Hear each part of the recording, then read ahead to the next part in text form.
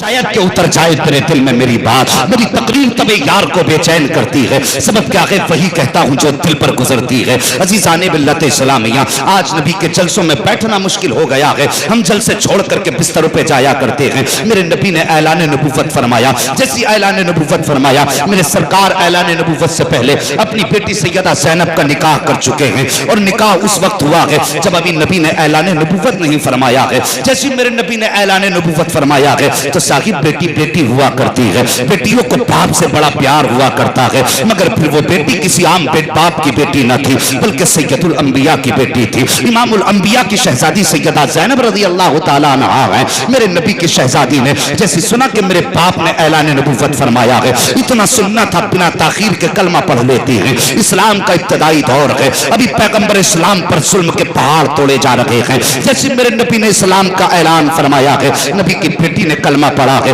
بس کلمہ پڑھنا تھا کہ ظلم کے پہاڑ ٹوٹ پڑتے ہیں۔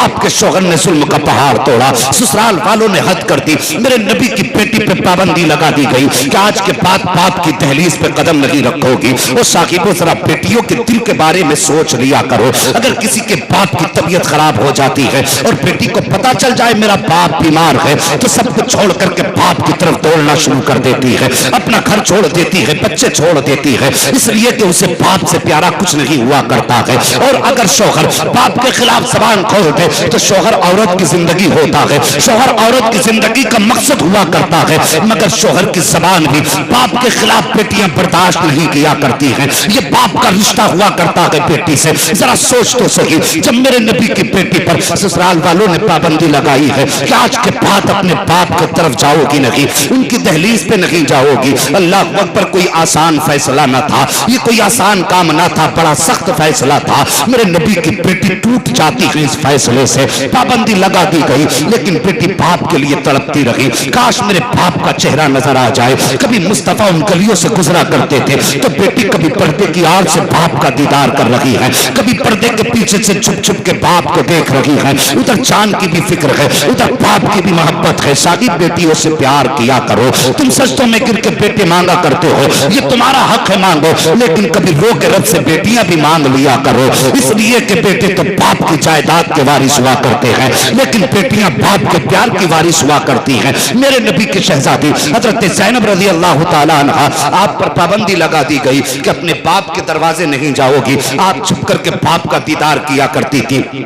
وقت بڑھتا گیا، ایک دن میرے نبی نے ہجرت کی، مصطفیٰ مدینہ تشریف لے آتے ہیں، اللہ اکبر، چاروں طرف سے دشمن ہیں، ساس بھی دشمن، سسر بھی دشمن، شوہر بھی دشمن، دیور بھی دشمن، سارے دشمن ہیں۔ نبی کی بیٹی پہ ظلم کیا جا رہا ہے، کوئی کہتا کہ نبی کا کلمہ چھوڑ دے ورنہ کھانا نہیں دیا جائے گا۔ میرے نبی کی بیٹی کو کئی وقت سے فاقے سے رکھا گیا، اللہ اکبر، کس کو فاقے رکھا جا رہا ہے؟ جس کے صدقے میں کائنات میں روزی اتاری جا رہی ہے، اس کی بیٹی کو فاقے دیے جا رہے ہیں۔ میرے نبی کی بیٹی پر ظلم و زیادتی کی انتہا کر دی گئی، اتنا مارا گیا نبی کی شہزادی کو کہ آپ کمزور ہوتی جا رہی ہیں۔ اللہ اکبر، جب آپ ظلم برداشت کرتی رہی، جب بابا کی بہت یاد میرے نبی کی بیٹی کو آتی ہے، اللہ اکبر، بہت آنسو بہایا کرتی تھی۔ ایک دن اپنے دیور کو بلا کے کہا تھا، میرے دیور تمہارے دل میں کچھ رحم ہے، مہربانی کرو اگر ہو سکے تو سسرال والوں سے چھپ کے مجھے مصطفیٰ کے مدینے تک پہنچا دو۔ اللہ اکبر، یہ نبی کی بیٹی کا اصرار ہے، جیسی آپ نے کہا تھا اپنے دیور سے۔ دیور چونکہ تھوڑا رحم دل تھا، اس نے دیکھا ایک قافلہ مصطفیٰ کے مدینے جا رہا ہے، اس نے چھپ کر کے نبی کی بیٹی کو قافلے کے ساتھ کر دیا ہے۔ حضرت سیدہ زینب مکہ شریف سے نکلی ہے، قافلے کے ساتھ جا رہی ہیں، آپ حکم فرماتے ہیں قافلے والوں تیز چلو، کہیں ایسا نہ ہو پیچھے سے کوئی آ کے مجھے پکڑ لے۔ آپ نے اتنی بات کہی تھی کہ آپ کے جانے کی خبر سسرال میں ہو جاتی ہے، سسرال والوں نے گھوڑوں پر سوار ہو کر تیزی سے دوڑنا شروع کیا ہے۔ ابھی راستے میں تھی کہ دشمنوں نے تعاقب شروع کر دیا، گھوڑوں کو آتے دیکھا، نبی کی بیٹی کہتی ہے قافلے والوں ذرا جلدی کرو، لگتا ہے یہ مجھے پکڑنے آ رہے ہیں، لیکن وہ قافلے والے اونٹوں پر سوار تھے، کتنے بھاگ سکتے تھے، گھوڑوں سے دوڑنے والوں نے پیچھے سے تعاقب کیا، ایک ظالم نے نبی کی بیٹی کے نیزہ مارا جو سرکار کی شہزادی کے شکم میں لگا ہے۔ اللہ اکبر، نیزے کا لگنا تھا، میرے نبی کی بیٹی کے پیٹ سے خون بہنا شروع ہو جاتا ہے، جب خون بہا کے زبردستی آپ کو واپس مکہ لایا گیا ہے، میرے نبی کی بیٹی پر کون سا ظلم نہ کیا گیا؟ صاحب کبھی کلیجے پہ ہاتھ رکھ کے سوچا کرو، میرے نبی نے کون سی قربانی اسلام کے لیے نہیں دی ہے؟ آپ کی بیٹی کو مکہ لایا گیا، کئی دن تک بے توجہی کے ساتھ علاج کرایا گیا، لیکن جب طبیبوں نے یہ کہہ دیا تھا اللہ اکبر کہ اب یہ بچنے والی نہیں ہے، یہ مرض لا علاج ہو چکا ہے، اب یہ موت کے قریب ہے، تب مکے والے ڈر گئے تھے اگر یہ یہاں انتقال کر جائے گی تب ہماری خیریت نہیں ہوگی۔ تب انہوں نے مصطفیٰ کی بیٹی کو مدینے بھیجا ہے۔ عجیب منظر تھا جب نبی کی بیٹی مصطفیٰ کے مدینے پہنچی ہے، وہ زخم پرانا اسلام کے لیے لے کر کے جب باپ کے چہرے کے سامنے نبی کی شہزادی آئی ہے، اللہ کی قسم نبی کی آنکھیں برس گئی ہیں۔ بیٹی نے باپ کو دیکھا ہے، آنکھ بھر کے رو کے کہا تھا بابا آج میں نے تیرے اسلام کے لیے یہ زخم کھایا گیا، اسلام کے لیے بابا میرے منہ پہ تماچے لگائے گئے، میں نے اسلام نہیں چھوڑا ہے، مجھ پہ ضرب سکوپ کیا گیا، میں نے اسلام نہیں چھوڑا ہے، مجھ پہ فاقے دیے گئے، میں نے اسلام نہیں چھوڑا ہے۔ میرے نبی سنتے جا رہے ہیں، روتے جا رہے ہیں۔ سرکار بیٹی کا چہرہ دیکھ کر کے اتنا روئے میرے سرکار کی پوری داڑھی تر ہو جاتی ہے۔ اللہ اکبر ہے، یہی حضرت سیدہ زینب ہے۔ جب آپ کسی مرض میں انتقال کا وقت قریب آیا ہے، آپ کا انتقال کا وقت آیا، میرے نبی کریم سرور کونین صلی اللہ تعالی علیہ وسلم اپنی بیٹی کے پاس موجود ہیں۔ انتقال ہوا حضرت سیدہ زینب کا، آپ کو غسل دیا گیا۔ میرے نبی فرماتے ہیں اور تو میری بیٹی کو ابھی کفن مت دے دینا۔ آقا کس لیے؟ میرے نبی نے فرمایا کفن کے لیے چادر میں لا کر کے دوں گا۔ اللہ اکبر، یہ میرے نبی ہیں۔ ایک چادر میرے نبی نے سیدہ فاطمہ کو رخصت کرتے وقت دی تھی، تاریخ اسے بھی نہیں بھلا سکتی ہے، اور ایک چادر میرے نبی نے اپنی بیٹی کو دنیا سے جاتے وقت دی ہے، تاریخ اسے بھی نہیں بھلا سکتی ہے۔ اللہ اکبر، میرے نبی نے جو تہبند میں چادر باندھی ہوئی ہے، سرکار نے وہ چادر اتاری ہے، اور جو سرکار کی مزمل والی چادر تھی آقا کریم نے وہ چادر تہمت کی جگہ استعمال کی ہے، اور لانے کے بعد کہتے ہیں اور تو یہ چادر میری بیٹی کو دے دو۔ عورتوں نے کہا تھا سرکار یہ تو آپ کے بدن کا کپڑا ہے۔ میرے نبی فرماتے ہیں تمہیں کیا معلوم ہے یہ میری وہ بیٹی ہے جو اسلام کے نام پر قربان ہو گئی ہے، یہ وہ میں بیٹی ہے میری جس نے اسلام کے لیے لوگوں کے ظلم برداشت کیے ہیں۔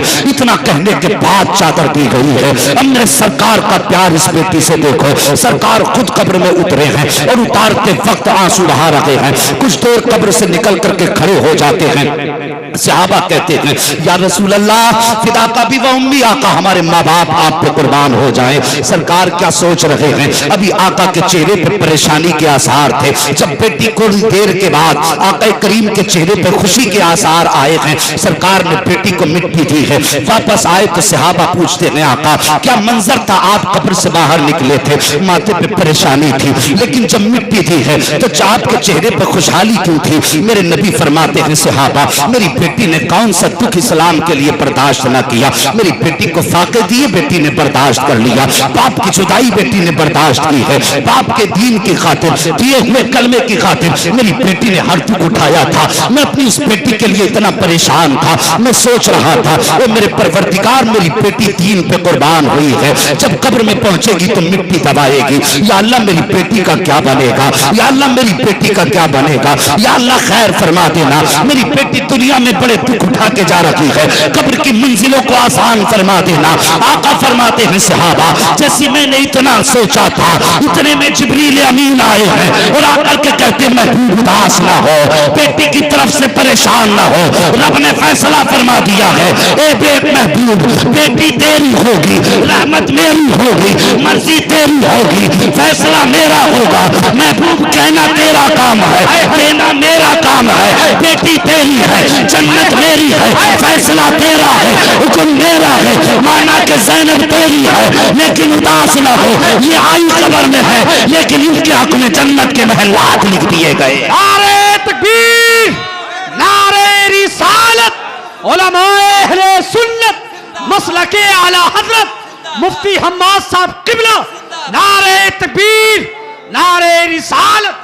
کیا کہنے میں زندہ باد زندہ باد زندہ باد زندہ باد۔ ہائے ہائے ہائے، دکھ میرے نبی نے اسلام کے لیے نہ اٹھایا، اور پھر کرسی چھوڑ کے جا کر کے لیٹتے ہوئے ہمیں حیا نہیں آتی؟ جس کی بیٹی اسلام کے لیے لٹ گئی ہو اس نبی سے پوچھو یہ اسلام کتنا قیمتی ہے۔ زندہ باد زندہ باد۔ جس کی نسلوں کا خون اسلام کی بنیاد میں ہو اس نبی سے پوچھو یہ اسلام کتنا قیمتی ہے۔ مہربانی کرو، جلسہ کہیں بھی ہو، کسی کے گھر پہ ہو، کسی کی جگہ میں بھی ہو، مہربانی کرو وہاں پہ الیکشن لڑا کے جلسوں سے دور نہ ہٹا کرو، بلکہ یہ سوچا کرو یار جگہ کسی کی بھی ہو، باتیں تو مدینے والے کی ہو رہی ہیں۔ یہ سوچ کے چلے جایا کرو، زمین کسی کی بھی ہو، زبان کسی کی بھی